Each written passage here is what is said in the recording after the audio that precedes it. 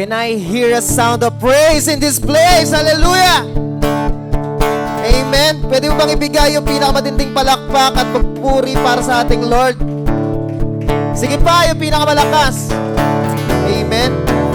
Sino po dito naniniwala na tayong lahat ay merong istorya ng kabutihan at katapatan ng ating Diyos? Amen.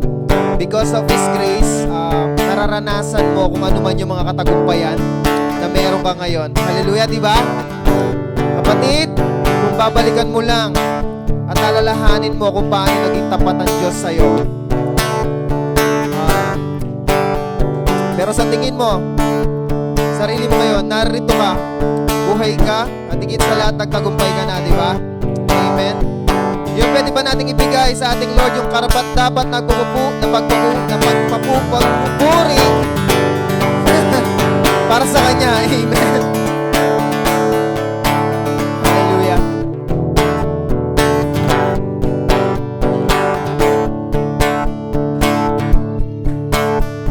This is my story. I testify to blessing you poured on my life. When I start remembering how good you've been. Voice turn to worship, tears turn to praise, change of depression, broken by grace. When I start remembering how good you've been. You've been so good to me. You've been so good to me. Humans weapons fall to the ground. Armies of heaven always surround. When I start remembering how you carried my cross.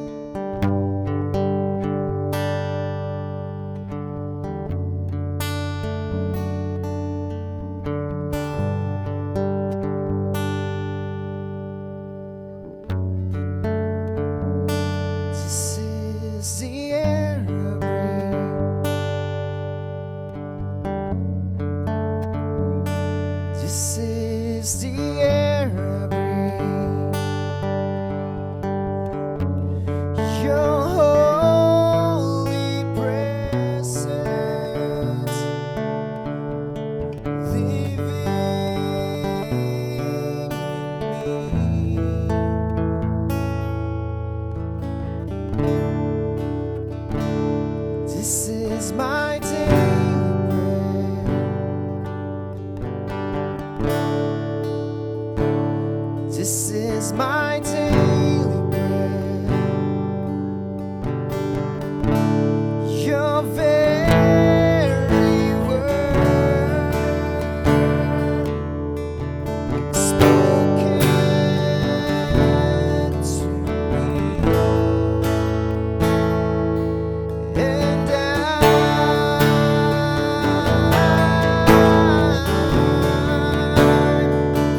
I'm desperate for you.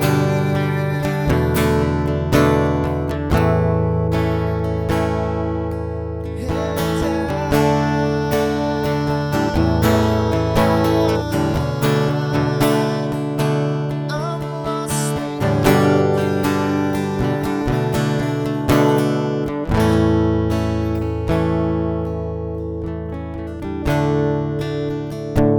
This is the air I breathe.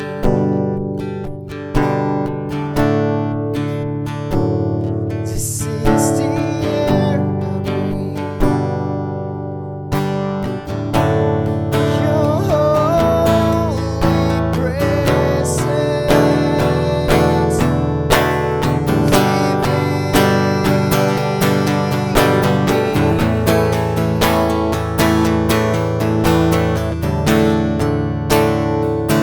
This is my daily bread. This is my daily bread. Your very word spoken to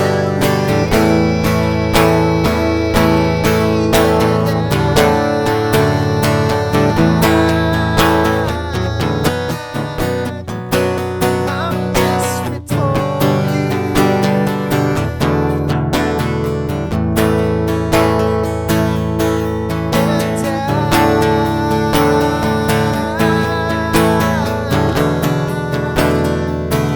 I'm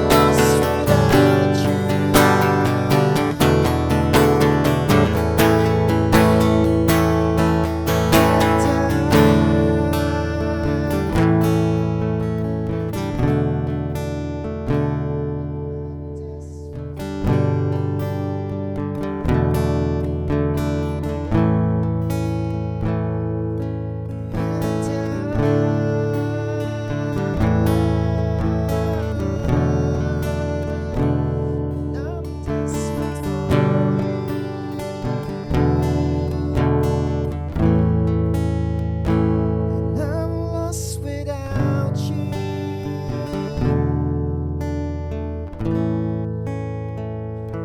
and I'm lost without you.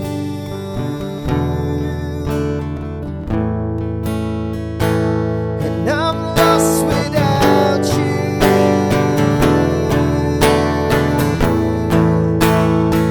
Cause I'm lost without you.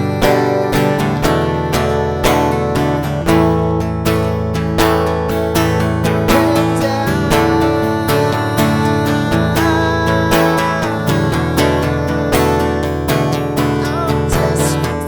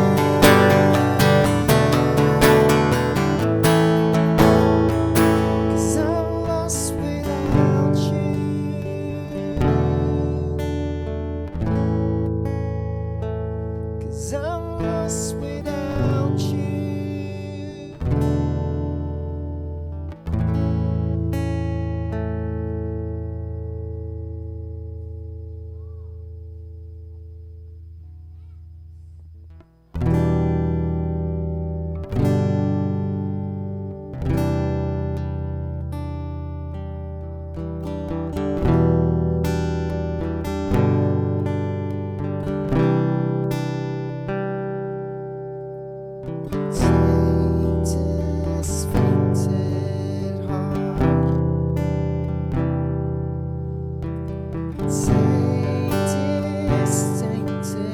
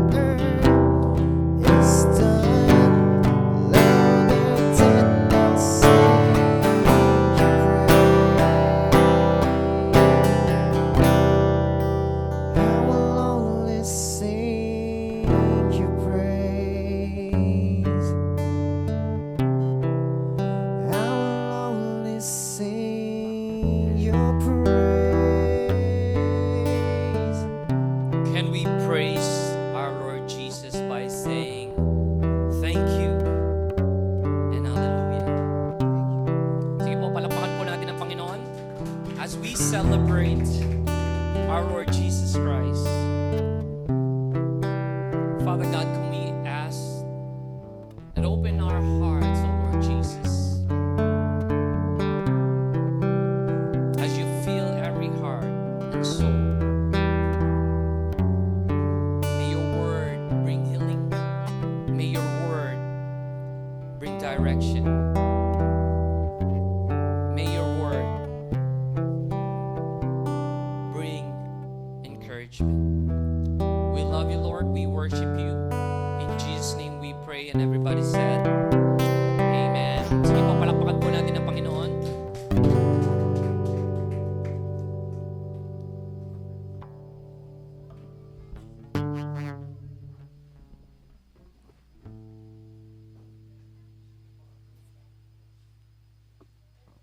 Sige, tayo tayo ulit. So we can honor the Word of God. Psalm 51:17. It says, the sacrifices of God are a broken spirit, a broken and contrite heart. This, O God, you will not despise. The word of our Lord.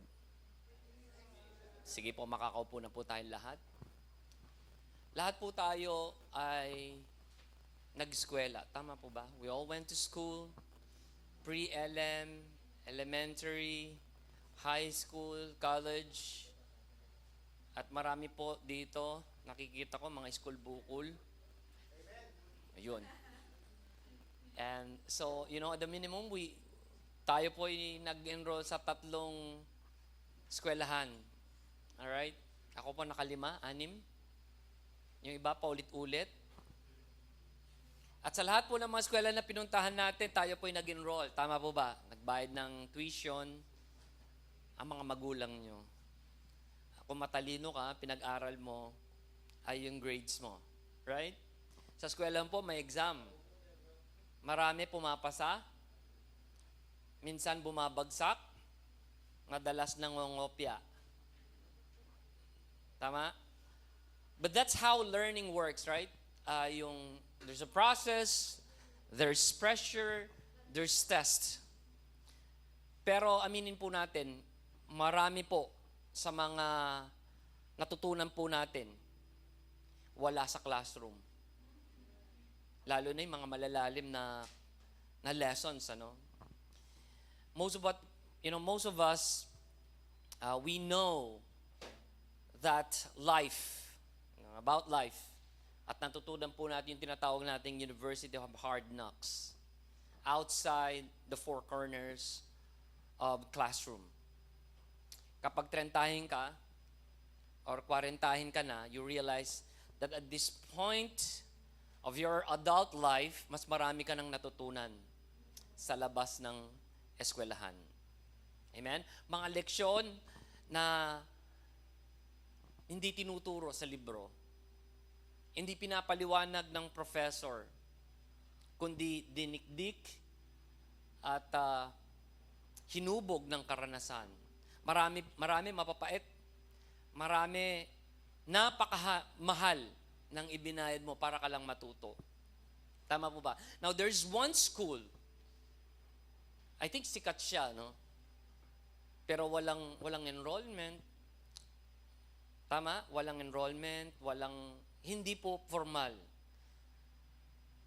At wala pong lahat, siguro lahat po, walang gustong pumasok at mag-enroll dito. I'm talking about the school of brokenness. Walang nagbo-volunteer. Pero halos lahat, ay nakapasok na dito. And when you have entered in this room, you are never the same. Amen? Di ka na makakabalik sa dating sarili. You get better. May nabasag, pero may nabuo. Amen. Now, hindi po tayo nag-enroll sa School of Brokenness para dumaan lang. Amen? Dumaan ka, pero binago ka nito. Amen. Sa school na to, ang ating teacher, ang ating guro, ay pain. Our classroom is pressure. Your exam is our life. Amen po. Kaya masasabi natin, ito yung pinakaayaw nating school. Yet, ito po ginagamit ng Panginoon para baguhin ka. Amen? Ang school na gusto mong iwan, ayan din ang gagamitin ng Lord upang ipakilala niya kung anong klaseng Panginoon siya. Amen. At speaking of brokenness, meron po tayong mga season or isang season ay panahon ng brokenness. At hindi po madali ito. Tama po ba? May mga panahon na pagod ka, spiritually, emotionally, physically. May panahon, may sakit ka. O nasasaktan ka sa iyong mga relasyon. O di kaya you are broken or hirap ka financially. Diba? Yung iba, parang nawawala na yung mga pinangarap o yung plano. You thought it was God's plan. Ano po? Kaya kung magiging honest po tayo, hindi siya madali. Hindi po magandang salita. And we think when we hear the word broken, ano po naisip nyo? Ako po kagad family. Dahil galing po kami diyan, broken family. But we also think it's useless, ineffective, worthless, messy, or even dangerous, katulad ng mga bubog, mga salamin pag nabasag. Nakakasugat. O kaya, makina, Pag makina, hindi na napapakinabangan unless i-overhaul. Tama po ba? So sa isip natin, pagbasag, tapon na. But here, here where God flips the story. Yung tinatapon ng mundo, yun ang pinipili ng Diyos. What we call broken, God calls usable. What we see damaged, God sees as ready. Amen po? Alam niyo po, ang brokenness po, yung pagiging basag, hindi kulungan na parang life sentence. It's actually, ito ay isang silid-aralan na marami at malalim ang mga matututunan. Balikan ko lang po yung verse natin kanina, Psalm 51:7, the sacrifices of God are a broken spirit, a broken and a contrite heart. This, O God, you will not despise. David was broken in spirit. Sino nga po ba si David? This is, saan nanggaling po yung lineage ni Jesus Christ. David, who was a king who slaughtered, who killed Goliath. He was king, anointed, victorious, blessed. But somewhere along the way, victory, success became a doorway to sin. Amen? Yan po isang danger nung mga successes natin, Sometimes, they become a doorway, an opening to a sin. Kay David, it started small. It started by just looking, and then, naging desire, and then become a thought, and then it grew. Until one day, he committed adultery with Bathsheba. Amen? And to cover it up, he used deception. Amen? And after deception comes the murder. Sin after sin. And deep inside, there was this voice. I can imagine sa utak ni David, he's saying, kaya ko to. Malulusutan ko to. I'm in control. Amen? O kaya sinasabi niya, sarili ko naman to, I deserve this. I've been serving people, I've been serving God. Ako naman, nakakasawa na. Ibang tao naman. Sounds right. Pero pag tinignan mo, it's very selfish. Sinful at its core. Amen po? Ito yung mga parang bulong lang, na no one will know. Amen? Magaling ako magtago. Yun po yung nakakatakot, Ang tagumpay, kapag walang bantay, nagiging daluyan ng kasalanan. Amen? When our success, gets into our mind, we become proud. Amen? We become callous, egoistic. Ano sabi sa 1 Corinthians 10:12? Let him who thinks he stands take heed lest he fall. David thought his sin was hidden. Pero ano sabi ng Numbers 30-23? You have sinned against the Lord and be sure your sin will find you. Amen. Sooner or later, the things that we do will catch up on us. Good or bad. Hahabulin po tayo ng ating mga ginawa. Amen. Kahit pa, marami po ako nakita, mga Kristiyano. Nagbago. Nagiba. And then, after some time, minsan 30 years, karoon ng cancer, lung, liver. Why? Kasi yung ginawa niya from teenager hanggang 40s, na born again siya ng 40s, medyo humaba naman ng buhay, 80s. Pero nag-catch up pa rin sa kanya. Amen. Ganon din po ang kasalanan. Kung meron din tayong hindi ginagawang tama, it will catch up on us. Sa kabaligtaran, ganoon din naman. Kung marami kang itinanim na maganda, it will catch up on you. Amen? Alam niyo po, nabagit ko na to, in the last 4 months, yung mga malilit na akala ko wala naman. Actually, totoo naman eh. Hindi ko naman nililista yun. It catch up on me. Yung mga tinulungan ko nung elementary, yung binibili ko ng candy, binibili ko ng water gun, pinapautang ko ng 50. Minsan sila pa yung naalala mo, ikaw nagpapautang sa akin.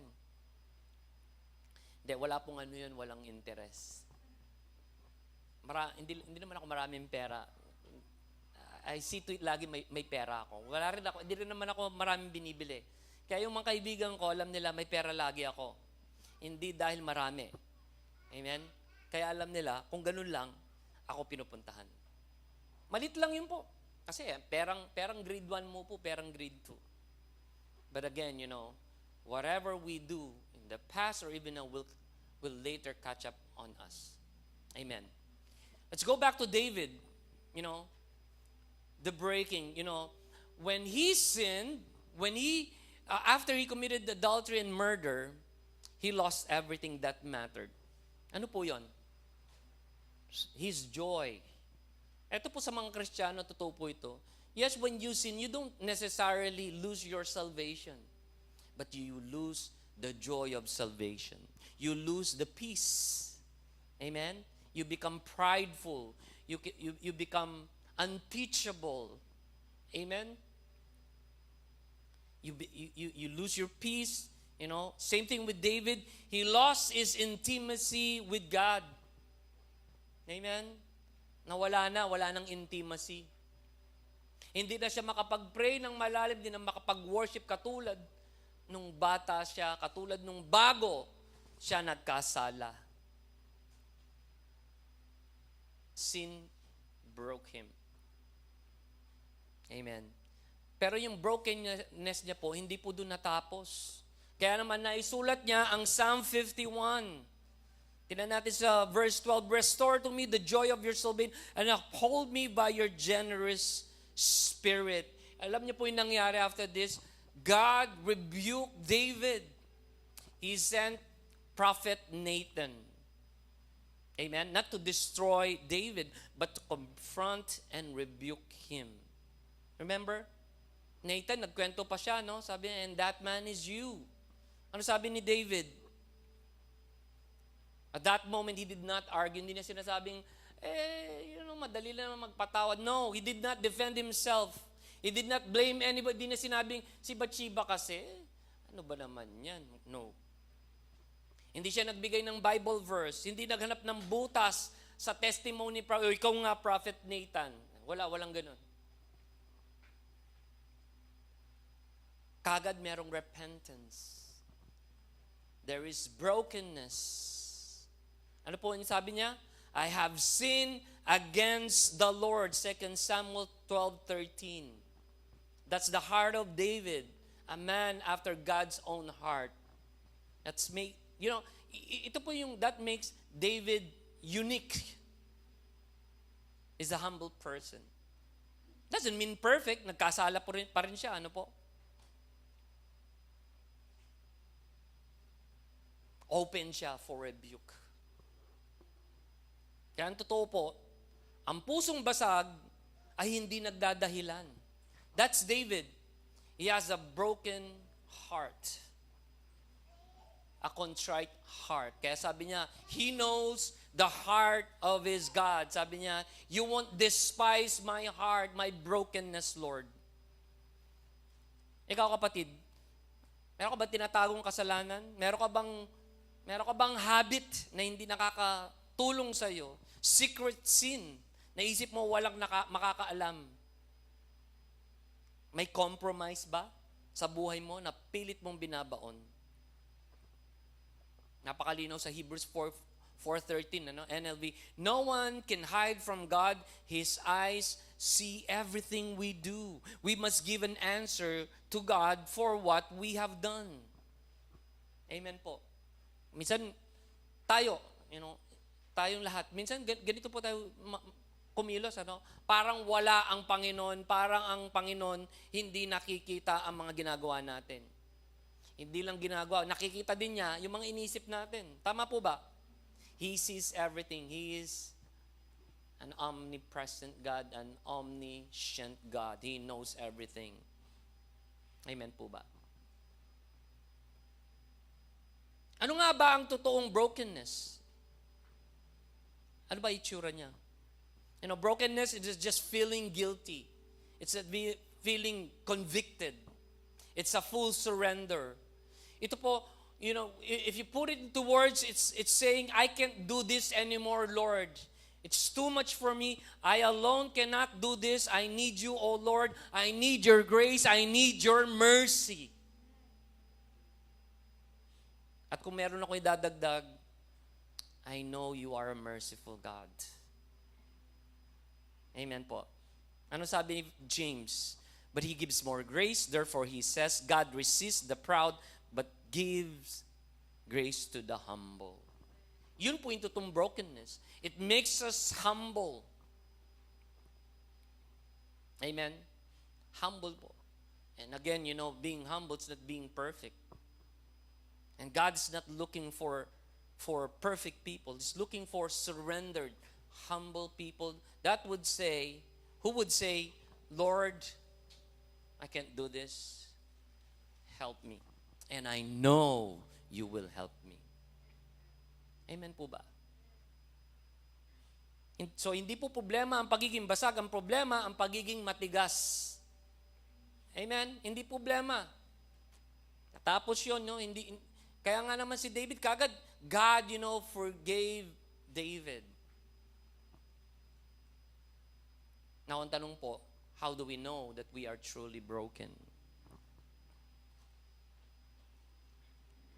Hindi ka broken or broken ka if you can receive correction. Amen? You are broken enough if you stop justifying sin. And if you can confess honestly, then you are truly broken. Yan po yung isang problema ng success, tama po ba? Most of the leaders, even Christian leaders, after ng success, they become proud. Amen? They become entitled. Kaya makikita mo, yung maraming leaders, they feel like they're exempted. Gusto nila maupo sa harap. Dali, nakupo ako sa harap. Hindi, meron naman ako para lang malapit. But you know what, nakikita nyo po yung ibig ko sabihin. Amen? They will correct you. Diba? Ton, Bishop, please. Bishop Ton. There's so much in the title. Amen? Madaling ma-offend because you feel like you're special. Amen? Kaya naman yung iba, ayaw nilang sumunod. Naghahanap tayo ng mga connection. We feel like we're special because of our connection. Amen po ba? And yung iba, they feel, eto po yung mas matindi. They feel special, they feel entitled, so they feel and they know that they are entitled to sin. Yes. Merong isang magaling na leader, apologetics, ganun. Sabi niya, ang dami kong ginagawa para kay Lord. Siguro naman itong malit na bagay na to, God will give me grace. So let me abuse you. Kakalungkot, ano po? Ano sabi ng Proverbs 20:13? Whoever conceals their sin does not prosper, but the one who confesses and renounces them finds mercy. So, yung leader na yun, after mamatay, nasiwalat pa yung kanyang kasalanan. After niyang mamatay. Amen. Kaya hindi po, wala tayong maitatago sa Panginoon. Pag nagtatago po tayo, ang unang niloloko natin ang Panginoon, pangalawa, sarili natin. Amen.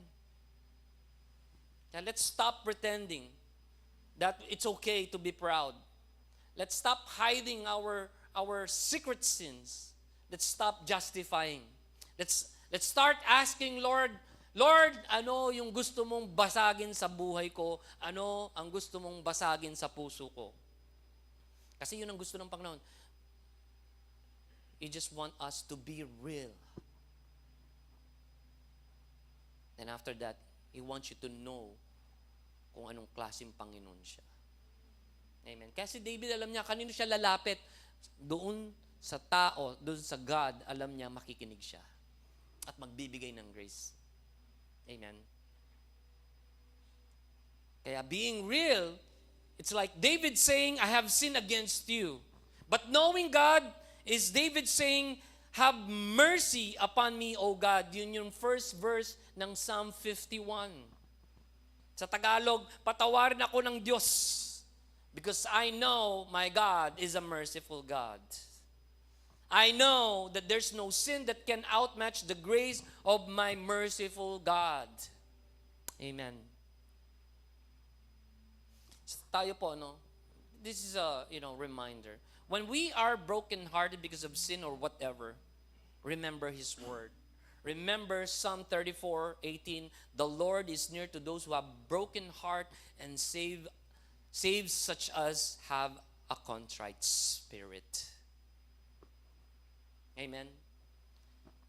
Ito po yung kagandahan sa Panginoon. He does not want us to remain brokenhearted. He wants us healed. He wants us saved. He wants us restored. He wants us better. Just like He did to David. Amen po ba?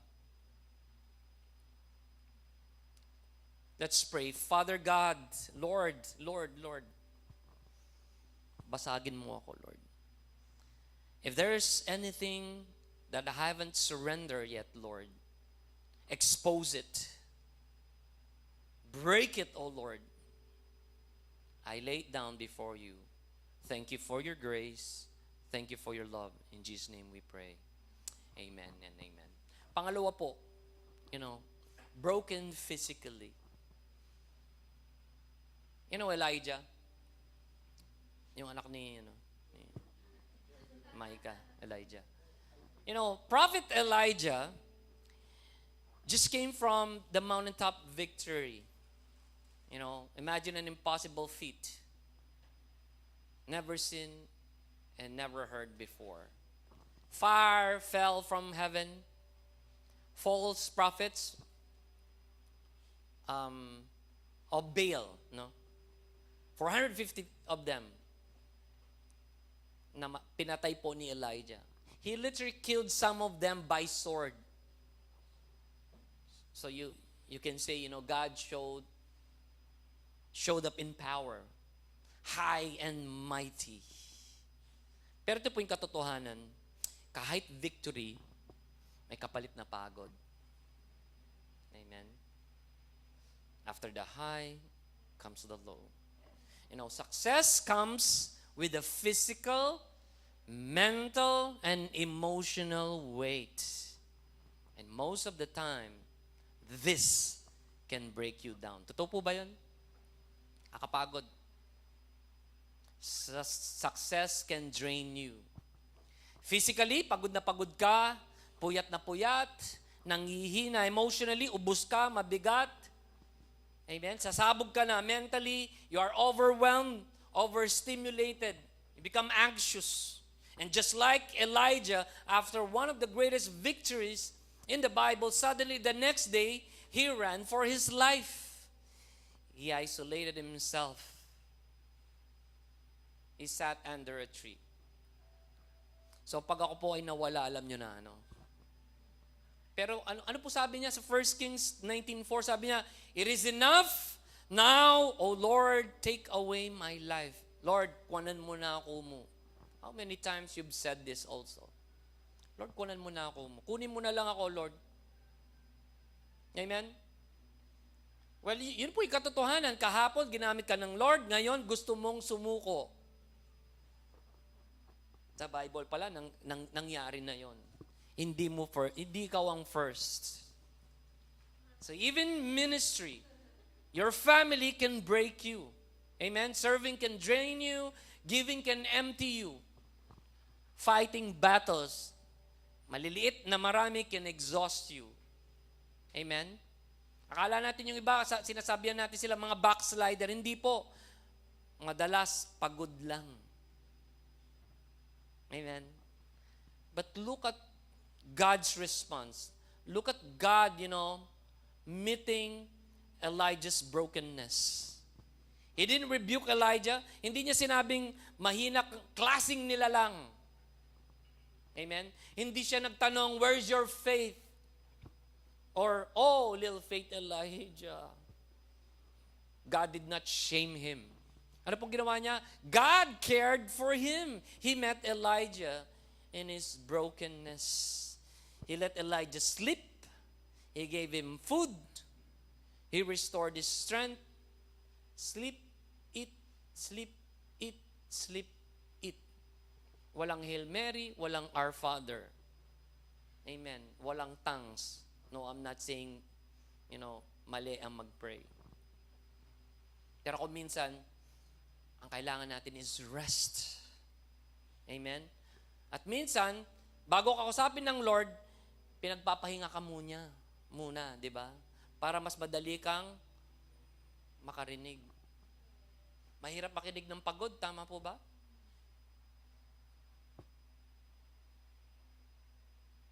Amen po. Kaya naman po, lagi ko sinasabi, in a day or in a week, there's one day of rest. Everyone needs rest. Everything needs rest. Amen po ba? Kahit si Lord, pinagpapahinga niya yung lupa. Sa Old Testament, sabi niya, di ba? On the 7th year, huwag kang magtanim. Bili ka na lang sa grocery. Di ba? Kaya, hindi po galing kay Lord yung pagiging yung workaholic, yung pati Sunday, pati Saturday, nagtatrabaho ka. Hindi po. I'm not making you feel guilty. Yun po yung batas ng Panginoon. Alam niya, nakaka-drain yun. Alam niya, on the 7th day, you need to rest. Kaya ang dami pong paraan mag-rest. Even your stomach needs rest. Kaya po tayo nagfa-fasting. Amen. Kahit yung utak mo needs, that's why you sleep. Amen. Kaya hindi po natin minamalit ang sleep. Ako po, nag-invest kami sa sleep. Kaya po nag-aircon ako. Dahil kung hindi ako mag-aircon, ay puyat-puyat ako. Malamang, patay na ako. Amen. Kahit sa Psalm 23:2-3, ang sabi niya, He makes me lie down. He restores my soul. This is rest, mga kapatid. Kahit sa Matthew 11:20, ang sabi niya, "Come to me." How do I rest, Lord? We go to Him. So that He can give us rest. I will give you rest. Amen. Kaya sa pagpapahinga po natin, God doesn't just restore our spirit, He restores our whole being. Napansin niyo po yung process? Brokenness, God's grace, and then restoration. Amen. Brokenness, grace, and then restoration. And when you are restored, you are better than the former. Amen po ba? Kaya po, wag po natin malitin ng rest. It's not a form. It's not a sign of weakness. It's an obedience. It's like you saying, I believe you, Lord. Rest is from you. You invented rest. At kasama po doon, let's not ignore our limits. Marami po sa atin, no? Pag-usapan na lang natin ng simple, yung pagtulog. Yung iba po sa inyo, medyo, anong tawag dito? Pinagpala. Kaya nyo nang matulog ng 4 na oras, tama? Ako po, lahi po ako ng medyo mahabang matulog. I remember nung college ako, alam ko, I need 9 hours. Pag 8 hours, wala. Hindi ako maka-function na maayos. So, kinocompensate ko nun sigarilyo at saka kape. Amen? Kaya manigarilyo po kayo kung hindi nyo kaya, tsaka kayo magkape. Amen. Nakuha po ninyo. So, dapat alam natin ang limit. Sa iba, kaya to, ikaw, di ko alam. Know your limits. And when you are exhausted, just bring it to the Lord. Amen. Yung pagod mo, hindi po yun ang katapusan. Hindi rin po dahilan para sumuko. Madalas ito ay imbitasyon ng Panginoon para maranasan mo ang kanyang kapahingan. Amen. Tama po ba? Kaya meron pong mga brokenness o merong brokenness na hindi naman spiritual. Minsan, pagod ka lang.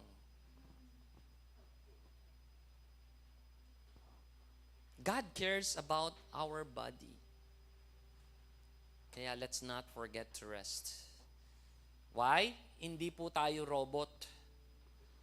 Mahal ka ng Diyos kahit pagod ka. Amen. Pangatlo po, broken in relationships. You know, nung ginagawa ko to, naisip ko kagad si Joseph the Dreamer. Genesis 37 hanggang Genesis 50. Tama ba? It's all about Joseph. Pagbabasahin niyo po, you would realize, not everyone breaks easily, physically. Tama po ba? Meron po sa atin mga talagang gifted when it comes to physical. Amen? Or kahit sa spiritual. Hindi basta-bastang nagko-collapse, nagbe-break spiritually. But let's be real. Marami po sa atin nababasag dahil sa mga relasyon. Amen? Kaya ka-amen na pa mo? Tsaka niya nilawing asawa na. Ano yung nakakabasag sa ating mga relasyon? Betrayal. Tama po ba? Neglect. Hindi ka pinapansin ng asawa mo, no? Hindi ka binibigyan ng ATM. Amen. Abandonment. Aro.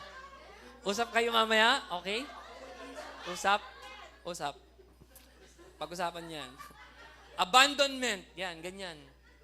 Abuse. Di ba? Madaling mabasag sa mga ganito. Kaya po natin tiisin ng mga pagod-pagod na yan. Kaya natin, tiisin ng mga pagsubok, mga temptation. Pero hirap mong tiisin yung sakit galing sa taong mahal mo. Ouch. Tama po ba? Yung di ka pinapansin? Yung binabastos ka na? Ang hirap na hindi ka mabasag kapag pamilya na, kapag close friends na, kapag best friends na ang mga involved. Amen? Ganyan po ang storya ni Joseph. Imagine, Joseph had a dream from God. Hindi po galing sa kanya. It was a calling, it was a future. Hindi lang future ng family niya, kundi the future of Israel and the whole world. Remember? Dahil kay Joseph, na-save ang Israel, na-save ang linya ni David and all. And now, the whole world is blessed because of them. Amen. Pero napunta po siya sa palace. But before palace, There was pain. Saan po nanggaling yung pain niya? From the family. From the closest people. He was betrayed by his own brothers. Tinapon siya sa, ang tawag doon? Pit. Kulkul. At binenta po siya as slave. Alipin. Binenta po. Ang balak sa kanya, patayin, ano? Ako siguro kung doon, papipilin ako, slave or death. Death na lang. Imagine, no? Ibebenta ka sa foreigner and then you will live in a foreign land where you don't speak their language, you don't know their culture. Hindi mo alam kung anong gagawin sa'yo. Amen. And then after that, he was falsely accused by Potiphar's wife. Imprisoned for a crime he didn't commit. Forgotten by someone he helped. Remember? The baker and yung cupbearer. Pagkatapos tinulungan, nakalimutan. Wow. Hindi, no? Ang sakit-sakit siguro yun, no? Sariling pamilya ang sumira sa kanya. Hindi lang iniwan, kundi binenta. Hindi lang rejection, it was a betrayal. Hindi lang that was disposal. Amen po ba? Total abandonment and isolation.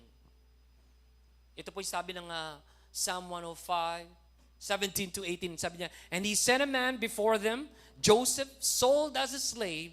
They bruised his feet with shackles. His neck was put in irons. Did they know? This psalm is about Joseph. Yung pangarap mo galing sa Diyos, pero parang sinira ng tao. Ang sakit noon, ano? Plano ng Lord, and then sisirain lang ng tao. Kaya, kung may mas masakit sa physical, ito po yun. Yung sugat, yung sakit na galing sa mga broken relationships. Amen po ba? Hindi ka nga pinaiyak ng problema, pero pinaiyak ka ng tao. Amen? Mga taong malapit sa'yo. But here's the thing. God was not absent in all His brokenness. Totoo po ba yun? Yun ang sinabi ng Genesis 39:2, di ba? The Lord was with Joseph. Yun po yung, that's the big difference. He was never alone. Amen. God was there every minute, every second. God was not only in the palace, but most especially in the pit and in the prison. God was with Joseph not only in success, but most especially in suffering. Kaya kahit iniwan ka ng tao, hindi ka iiwan at hindi ka iiwan ng Panginoon. Amen?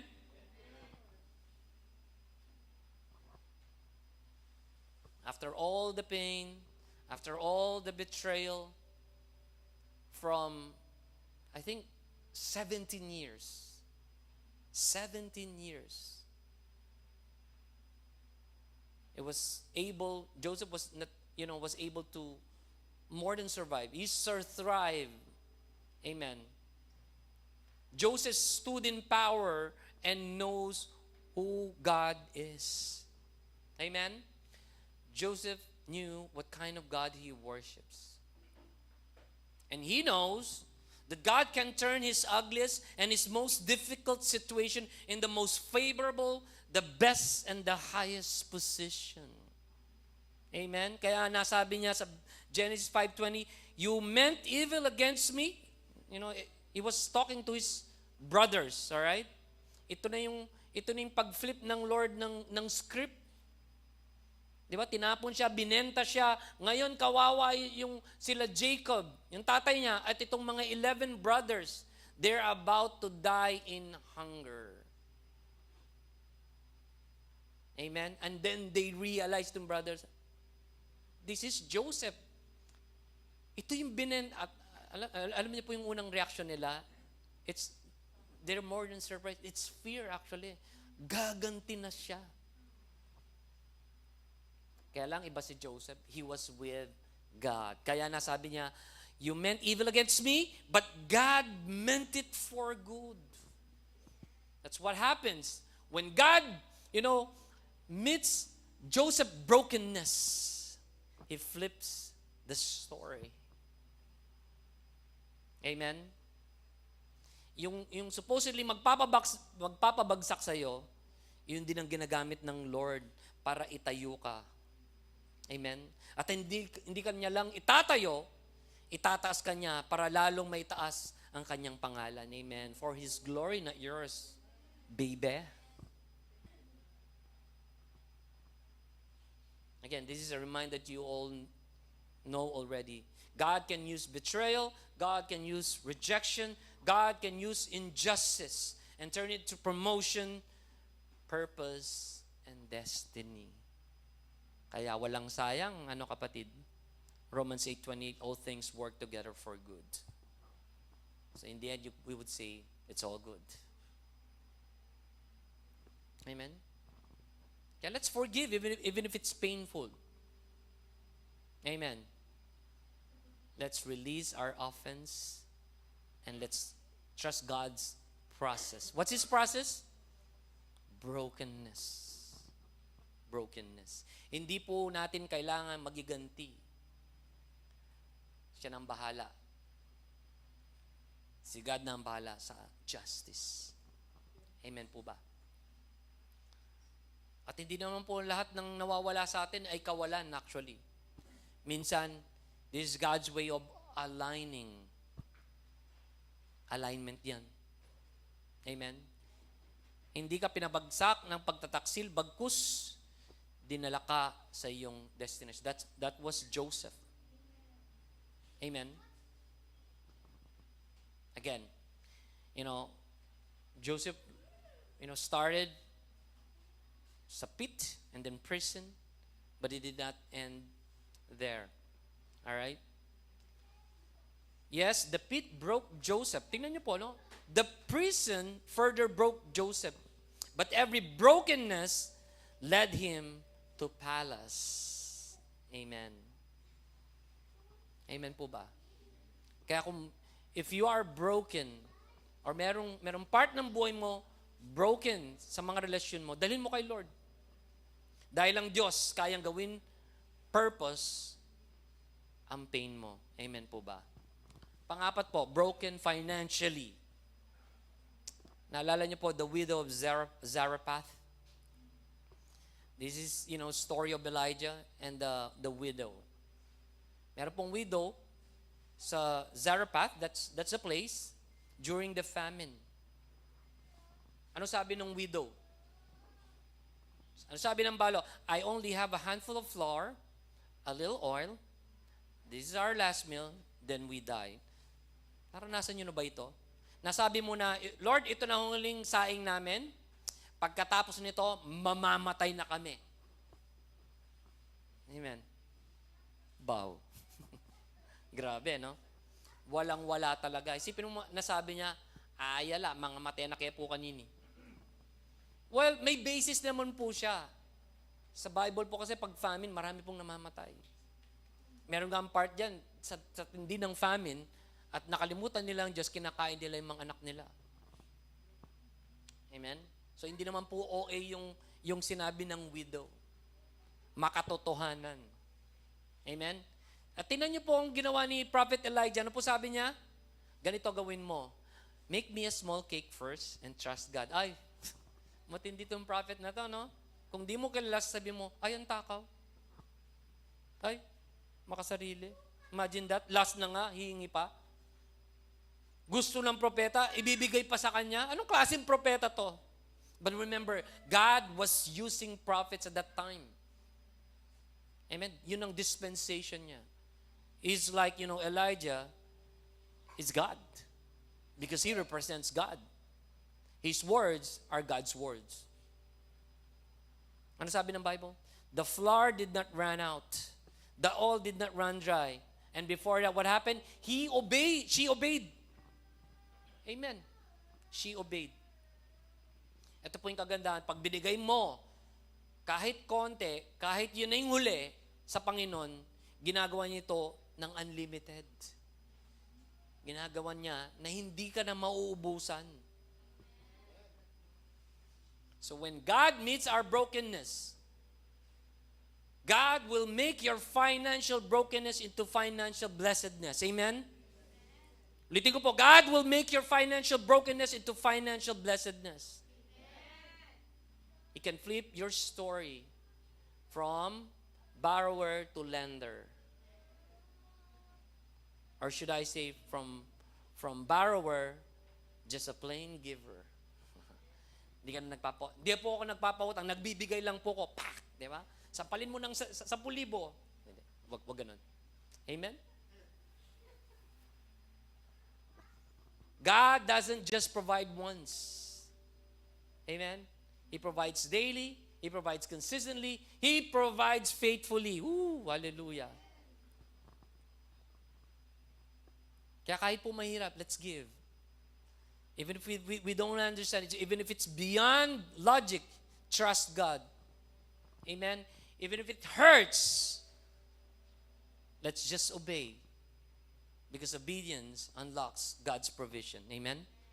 Obedience unlocks God's provision. Grabe talaga itong kwento ni Nambalo sa Zarephath. God used her brokenness to show His abundance. He used her brokenness to show His provision. He used her brokenness to show His special care for widows. Ito po, last but not the least, broken dreams. Broken dreams. Ito may mga basag na plano ng Panginoon para sa iyo. And I remember the story of Jacob. Naalala niyo po, Jacob? Jacob was actually finally moving forward. Ano ba? His dream of good settlement, shattered because his father-in-law, Laban, had been deceiving him. Amen? Si Laban, nilalabanan si Jacob. Niloloko niya si Jacob, right? Iniiba yung hatian ng mga sheep, no? Na siya nangangalaga ng ilang years. Amen? So, he has to escape Laban. So he can, secure. So he can build a future for his family. He was stepping into what looked like a progress. But suddenly, he has to live. But living means he has to face his twin brother Esau. You know Esau? Ito po yung nasa loob pa lang sila ng tiyan, nag-aaway na sila. Iba talaga yung mga tao, no? Kahit baby pa, talagang palaaway, no? Kaya wag po kayong mabigla kung nag-aaway kayong mag-asawa. Ito nga, kambal, hindi pa nagsasalita, nag-aaway sa tiyan ni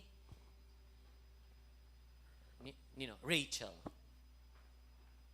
He had to face Esau. The very person he ran from, the very issue he avoided years ago, the very past he never fixed.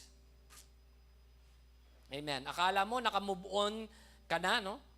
Parang si Jacob. Pero babalikan ka na ng mga bagay na hindi mo inayos. Amen. And Jacob was terrified. Kasi mas malakas si, Esau, no? Mas magaling to sa disyerto. Spoiled si Jacob. So yun nakatatak sa sarili niya. And nakatatak pa rin sa utak niya. Sabi ni Esau, papatayin kita. Yun yung sinabi ni Esau. And nandun sa Genesis 32:7, Jacob was greatly afraid and distressed. So what he did, he divided his family, he prepared gifts, he tried to control the outcome. Nag-strategize siya. Ganun sasabihin nyo. Pag nakita nyo, Master, we are your servants. Amen. Deep inside, alam niya, hindi ko kaya si Esau. And this was the breaking point.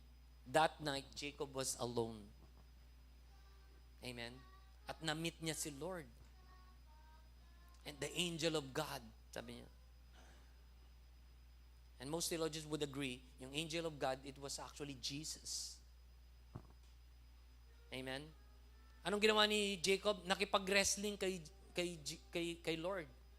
Hindi, no? Bakit siya nakipag-wrestling? Sabi niya, I will wrestle, I won't let you go, sabi ni Jacob, until you bless me.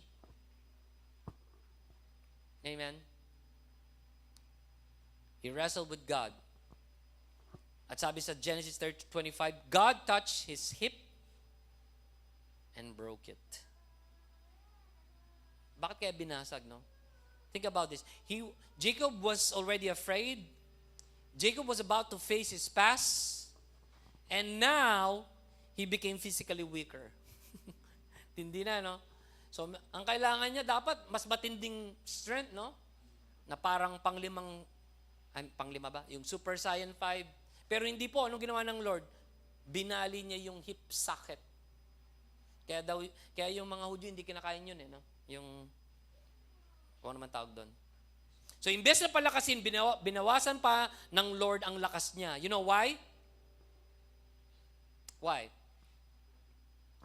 Because Jacob was used to manipulating. Di ba? Yun ang pangalan niya. Jacob, the deceiver. Manipulator. Relying on his ability, relying on his knowledge.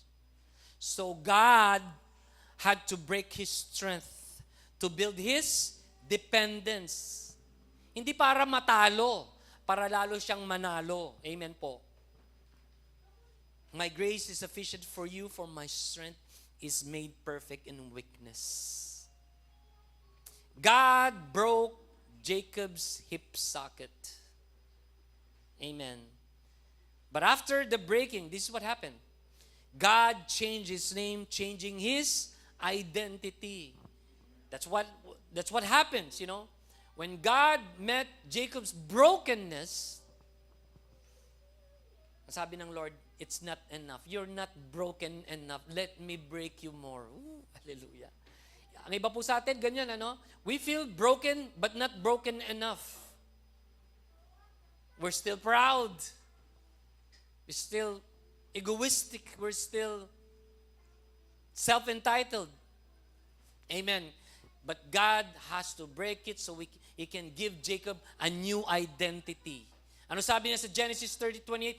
Your name shall no longer be Jacob but Israel. So from a deceiver to the prince of God, from manipulator to a surrendered man. Yung akala niyang nasira siya, yun pala ang moment na binago siya ng Panginoon. Ito po nangyari. Jacob walked away limping, but for the very first time, he was walking right with God. Hallelujah. Amen. Mas mabuti po ang lumakad tayo ng pilay, iika-ika, pero kasama ang Panginoon. Kaysa malakas ka, wala naman siya. Amen? Tinan mo ang Panginoon, hindi siya pinatay. Remember, ano sabi niya? Ano sabi sa Bible? You know, he encountered God, yet he lived. Di ba? Remember, no, yung holiness ng Panginoon, kaya kang patayin. Because we're not holy. But because of His grace, He was not, sabi ni si Jacob yun, sabi niya, hindi siya namatay, niyakap siya ng Panginoon. Amen? And then, something happens. Tapos na. After that, tapos na. Diba? Kaya ang ending nun, nagkaayos po sila ni Esau. Amen? Kaya mga kapatid, kailangan, we should face what we've been avoiding. Stop relying on our strength and our own understanding. And let's allow God to break what needs breaking. Hindi po delay ang ginawa ni God. Malamang, no, imbes na mabilis. Kasi inahabol niya, gusto niya ma-overtake si Esau, no? Pero sabi ng Lord, kulang ang bagal mo. Bagalin pa natin. Amen? So wala po sa speed, wala sa galing. Nasa Panginoon. Hindi delay ang ginagawa ng Lord. Inaayos ka lang niya. Amen? So let's declare na yung mga delays po natin, hindi po denial, but it's, preparation. God's delays are not God's denial. They are preparation. Yung breaking mo, hindi distraction, transformation yan. Yung dream mo na parang sinira, God is reshaping your dreams. Ngayon, kung may binasag ang Lord sa buhay mo, Meron ba? Hindi niya po sinisira ang ating hinaharap or future. Inaayos niya kung sino ka bago ka makarating sa iyong pinaparoonan. Amen? Nahulog ka, you're broken into pieces. But this time, the Lord is with you. Let's all stand. Alam niyo po sa Japanese culture, there's an art called, maybe you know all this, kintsugi. O ang tawag is golden joinery.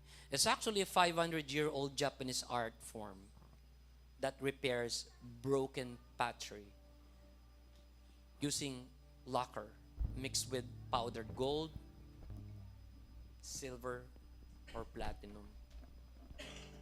Ang kagandahan po, rather than hiding damage, this technique highlights breaks. Hindi na po tinatago yung pagkabasag. Amen. It embodies the philosophy of wabi-sabi, which finds beauty in impermanence. Amen. You know, ang ibig po sabihin nun, the restorer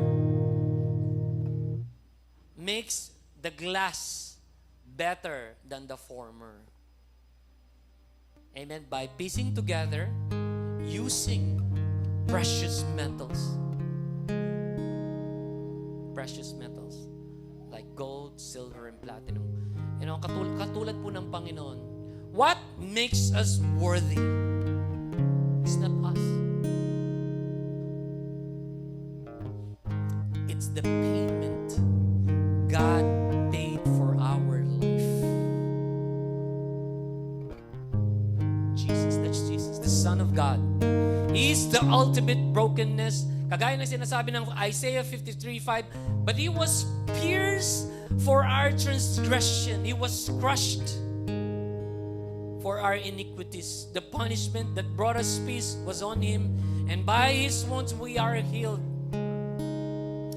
Mga kapatid, Jesus was broken. He was physically beaten. He was emotionally rejected. He was forsaken by His Father. Alam mo bakit? So your brokenness, our brokenness will not destroy you. When our brokenness is surrendered to God, and when we encounter God and God encounters us, we are redeemed. Why? Bakit nangyayari kaya ang brokenness na to? That God will meet you. And when that happens, encounter with God will transform you in a better version of yourself. Come on, encountering God will give you a new perspective, will give you a new identity, a new direction. And you will know God in a deeper way. Amen. Katulad ni Joseph, katulad ni Jacob, katulad ni David. You will not just worship God, you will not just worship Jesus for what He has done, what He is doing, or what He will do. Your encounter with Jesus, together with your brokenness, will make you worship for what He is. You begin to realize He is good. Woo! He wants us restored. He wants us transformed. And His presence is a big difference. And right now, our Lord is here. Come on. I don't know whatever your brokenness, anong brokenness ang meron ka. But whatever it is, God can turn it into blessedness. It's not a curse. It's not a burden. Remember the 5 stories? All their brokenness turned into blessedness beyond their wild imagination.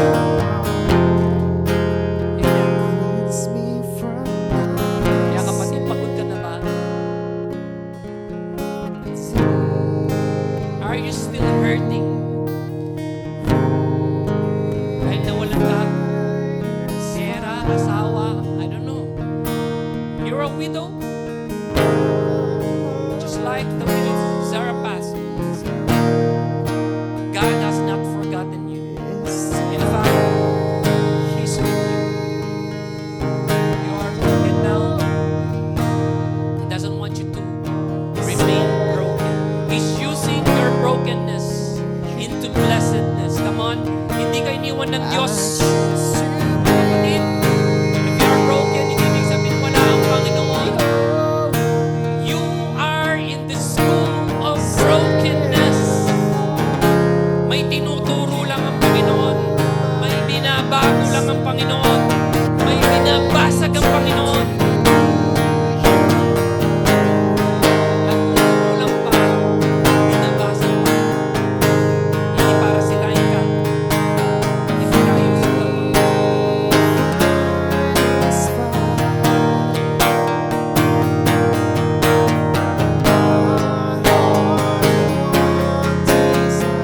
Father God, thank you once again. That in our brokenness, you are always there. Turning even the ugliest into the most beautiful encounter, Lord. Right now, God wants us to be ministered. Sige, kung gusto mong maministeran, you can just raise your right hand, open your heart, raise your right hand and say, Lord, I'm broken, but I'm not broken beyond repair. I'm broken, Lord, so that your grace, Lord, will redeem me, will restore me, will change me, and my blessedness, Lord. My blessedness, Lord. Hindi lang sa aking generasyon, kundi sa next generation mo, sa anak ng mga anak mo, just like He did to Abraham. Come on, He wants you to be blessed. I know it's painful, but God knows your pain. Come on, sabihin mo, heal my heart, O Lord. Restore my strength, Lord. Use my brokenness for your glory.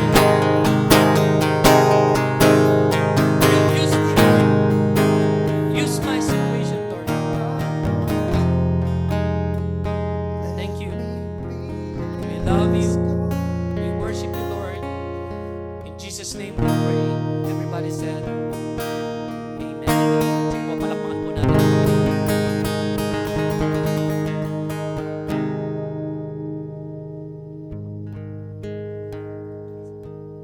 Sarap naman nun eh. Si Pastor, nakakainis. Yung rema ko po doon,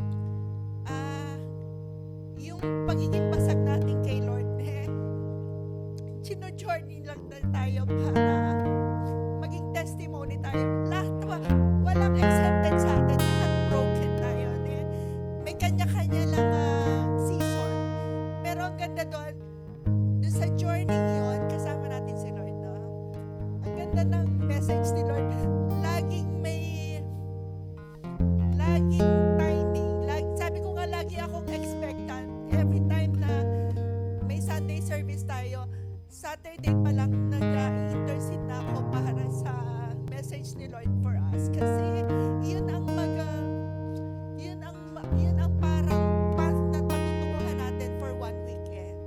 Yung message ng Sunday na yun ang magsusustain sa atin sa week na haharapin natin. Mag-start tayo ng ang galing lang ng timing ni Lord. Sa Sabbath day, ito kasi yung first day, no?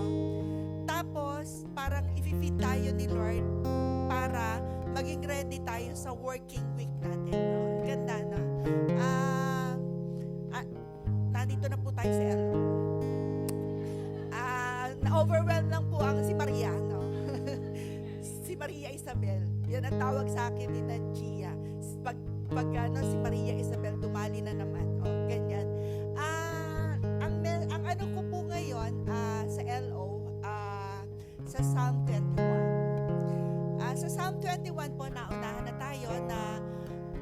Lord lahat yan. No? Basahin po natin. The earth is the Lord's and everything in it. The Lord and all who lived in it. The earth is the Lord's. And everything in it, the Lord, the world, and all who lived in it. Ang ganda, no? Pag naisip natin, hindi atin yung ibibigay natin ngayon. Tayo lang ay steward. Tayo lang ay, sa Tagalog, class? Ano nga sa Tagalog ang steward? Tayo ay tigapamahala lang, no? Tayo lamang ay, binigyan lang ni Lord ng pribilehyo para mamahala ng binigay niya. Testimony lang po, intentionally, tinaasan ko po yung aking maliit na love offering. No? Tinaasan ko po yun intentionally kasi out of abundance of the heart. Kasi tinuro sa akin ni Lord na pag ikaw ay grateful, lahat ng mga bagay maganda. No? Good and bad, sa tingin mo may maganda dun sa pangit na sitwasyon na yun. At saka, ikinorek ako ni Lord na hindi to akin eh. Ito ay katiwala lang ako sa binibigay niya. Sa totoo lang, nung naging 60 ako, more than 2 years ago, doon ko na-realize na I am blessed.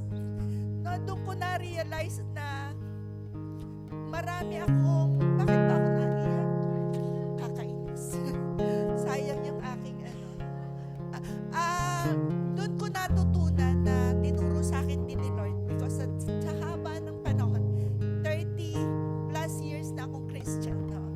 Pero the more totoo yung word ni Lord na the more na lumalalim ka sa Kanya, the more na masarap, no? The more na araw-araw sweet, sweeter, sweetest, no? May mga ganun si Lord eh. Sabi ko, hindi naman i-challenge ko ang sarili ko, basta intentionally binigay ko yung dinoble ko. Hindi nagkulang si Lord. Isa din prinsipyo na pag nagbigay tayo, hindi si Lord genie, no? Hindi siya magic. Hindi ba sa hiningi mo, Lord, pahingi noon, pahingi nito. Hindi siya genie. Kinokorek niya ako. Kinorek niya yung puso ko na maging masaya. Inayos niya yung puso ko na maging thankful, maging grateful in small and big. Kaya, hindi masakit, no? Sabi nga ni Pastor, the other preaching last, yung mga ilang ano yung nasa kamay natin. Meron ako natutunan, isa ko pa rin sasabihin sa inyo na mali yung sinasabi na lang, ibigay mo yung mahapdi na sa'yo. Meron kasi tayong katuruan noon, ako, personally, mahapdi. Hindi si Lord dapat mahapdi. Kasi sabi ni Lord, kailangan cheerful ang puso natin. Bakit natin hahapdian? Nahapdian din si Lord kasi maging teaching yun eh. Kailangan cheerful lagi tayo kasi masarap magbigay. Diba sabi nga ni Pastor, noong maliit siya, nag-seed siya. Ngayon nag-harvest siya. Kasi tama yung puso niya. Kailangan, ngayon, tingnan natin ang puso natin kung tama. Pag-pray natin kung ano yung tamang ibibigay natin kay Lord na matutuwa una ang puso natin. Pag natuwa ang puso natin, matutuwa si Lord. No? Kaya, tukutin na po natin. No? Hindi tayo nagbibigay kasi nag-expect tayo nagbibigyan in return. Hindi si Lord maramot. Kung anong binigay mo, masayang-masaya ka, mas masaya si Lord na pagpalain ang week natin. No? Kaya, let's pray. Heavenly Father, thank you, O Lord, na tinama mo ang aming mga puso na kami po'y magbibigay ayon sa nararapat, ayon sa aming masayang puso na nagpapasalamat sa iyo at lubos na nagbibigay ng pinakamabuti para sa iyo sapagkat you deserve the best from us, O God. You gave your best, kaya po in return, because we are grateful, hindi ito po bayad sa iyong pinagkaloob sa amin, kundi alay ng papuri sa iyo. Maging samyo din po ito, Lord, itong aalay namin ng pinagkaloob mo ng part of your blessings, oh God. Ibibigay po namin. Salamat po. Tanggapin mo po ito na may kagalakan, oh Lord, sapagkat kami galak na magbibigay sa iyo, oh Lord, today. Salamat po, oh Lord. Magkakaloob po kami with a cheerful heart, oh God. At salamat po sa pribilehiyo na ipinagkaloob mo din po sa amin para makibahagi po dito sa magandang adhikain po, oh Lord, sa church na ito. We love you, Lord. We praise you in Jesus' mighty name. Amen.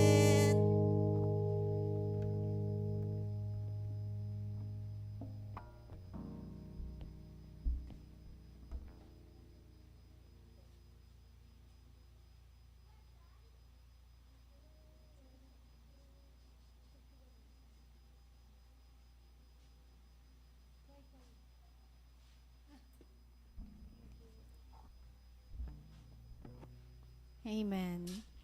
Sarap po ng message, no? Amen. Kanina may nabanggit po si Pastor na sometimes ang nasasabi natin kay Lord, Lord, kunin mo na ako. Na? Pero ako, that's not how I say it. No?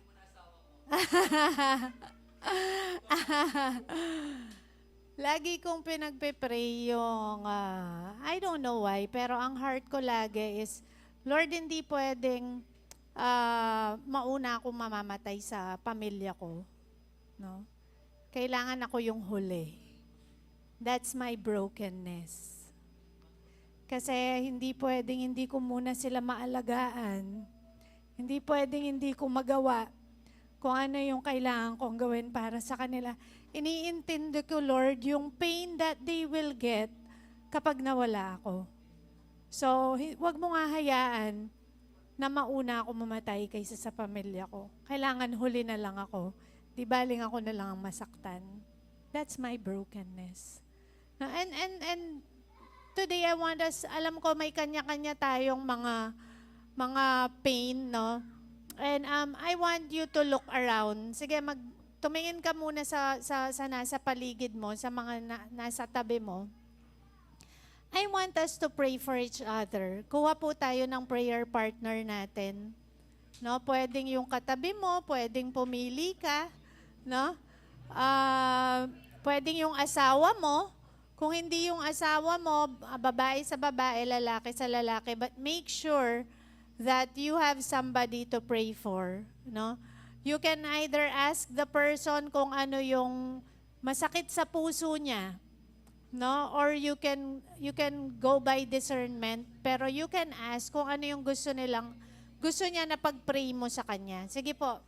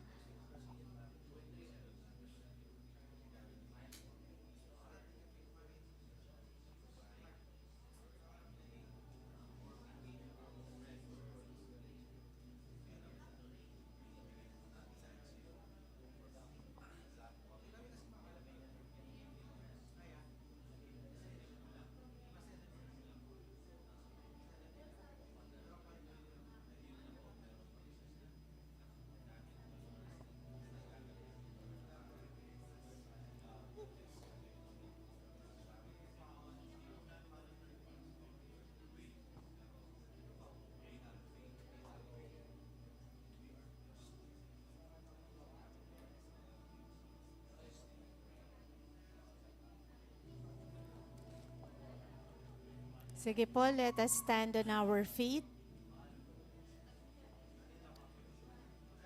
And let us raise our hands to the Lord. Father, we glorify you. Even with the prayers that we have, God, we want you to be glorified, O Lord. Lahat ng panalangin na meron kami, Panginoon, alam ko po, alam mo, they are not selfish, God.